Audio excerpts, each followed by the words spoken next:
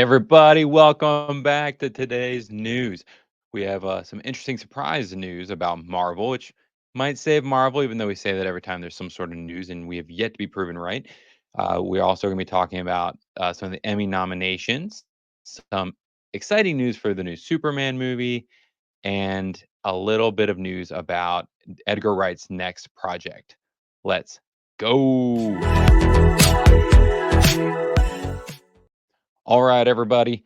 So, like I said, we're going to start today's segment off with some news about Marvel, and it is that the Russo brothers are in talk to direct the next two Avenger movies. I think this has been kind of like a rumor before, but I think this is becoming more confirmed. And I don't know how I feel about this. I've been kind of debating. I don't know if the Russo brothers are going to be able to come in and fix, the Marvel series as it stands now, as each movie is worse than the last movie. They just are not well written. They're not well done. They're just poor movies. So, as we know, or you might not know, the Russo brothers are last movies they did for Marvel were the last two Avengers movies, Infinity War and Endgame, which were peak Marvel.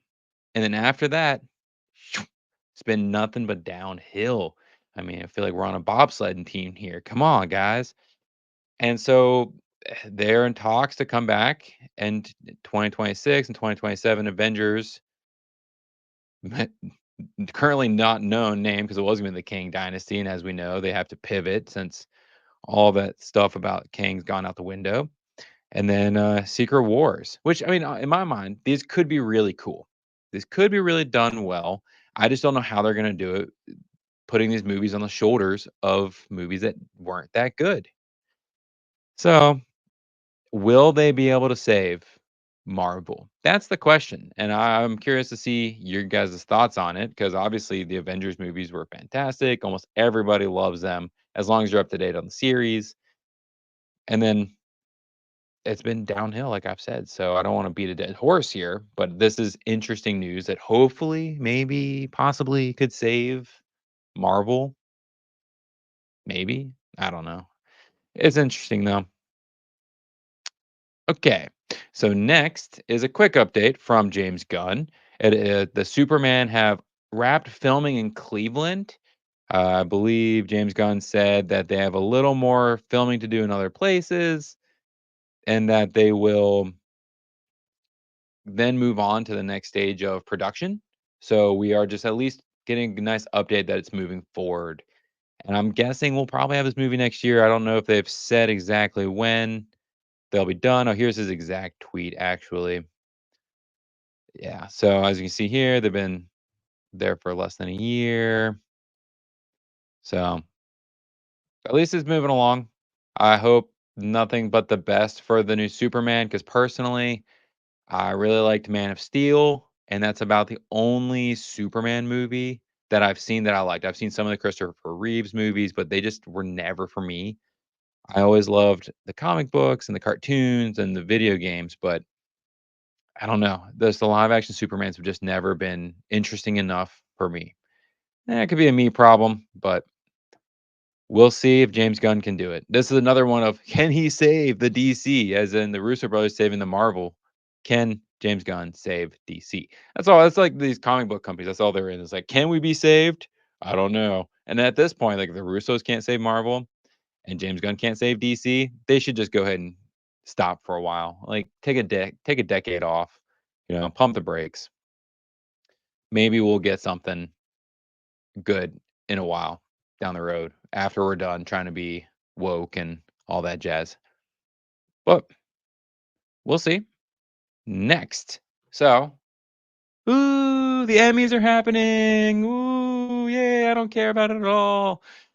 I think award ceremonies are as dumb as can be, but I feel remiss if I didn't talk about this a little bit just because some of the things I know Blaine and I have really enjoyed are on here as potential winners. And I hope they win. I mean, for what it's worth, not that I will be watching, but um, Shogun, Blaine loved. So hopefully that wins for outstanding drama. That's a tough crowd.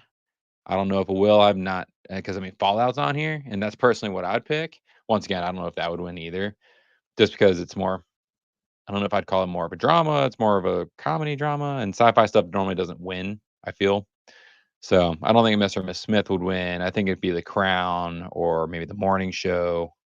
So I don't know. I don't know anything about this stuff. So, but on to the next one, which is outstanding comedy series, The Bear. I don't think this is a comedy for me personally. It's more of a drama. Um, so maybe it's a comedy for somebody, but not this guy. So I know Blaine loved The Bear also. I think he rated it really highly on Critic List. I think he gave it maybe almost 100% with the third season that just popped out. I know he also likes Only Murders in the Building. I couldn't get into that series. Reservation Dogs was another one he loved. And I mean, he and I both love What We Do in the Shadows. So there's a lot of cool contenders on here. I think The Bear is probably the best of these from the ones I've seen. I haven't seen obviously the other things. So I don't know. And then the only other category I wanted to talk about was the outstanding limited or anthology series. Freaking Baby Reindeer better win. That's all I gotta say. I don't. It needs to win just because it was such a fantastic, mind-boggling series. And then you look at what's up against Fargo. That's okay. This season's okay. The other seasons have been like great. Well, there's a couple great seasons, a couple seasons that were kind of not as interesting to me.